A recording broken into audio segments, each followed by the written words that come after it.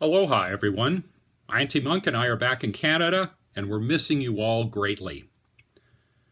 I was watching television yesterday, and I was absolutely shocked by the number of critics there are out there. Armchair quarterbacks who are complaining about lack of gowns, lack of medical equipment, lack of ventilators, lack of hospital space. Yet they're sitting back in their armchairs and they're doing absolutely nothing about it.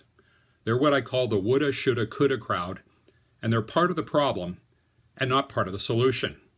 Teddy Roosevelt has a lot to say about talkers versus doers. He's got a great poem which I read often when I'm depressed or frustrated at people being critical when I'm doing something and they're just being critical. And it goes like this: it's not the critic who counts, not the man who points out how the strong man stumbles or where the doer of deeds could have done better. The credit belongs to the man who's actually in the arena, whose face is marred by dust and sweat and blood, who strives valiantly, who errs, who comes short again and again, because there's no effort without error and shortcoming. But who does actually strive to do the deeds, who knows the great enthusiasms, the great devotions, who spends himself in a worthy cause, who at best knows in the end the triumph of high achievement, and who at the worst, if he fails, at least fails while daring greatly, so that his place shall never be with the cold and timid souls who neither know victory nor defeat.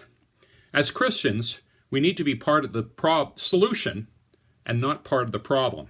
This means we need to pray for the safety of our healthcare workers and that the political leaders will make the right decisions.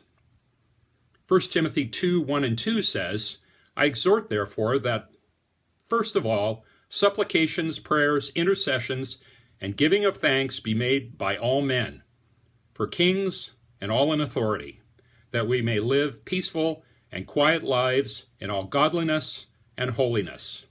As Christians, we need to pray for our leaders. Aloha, and we'll look forward to talking to you soon.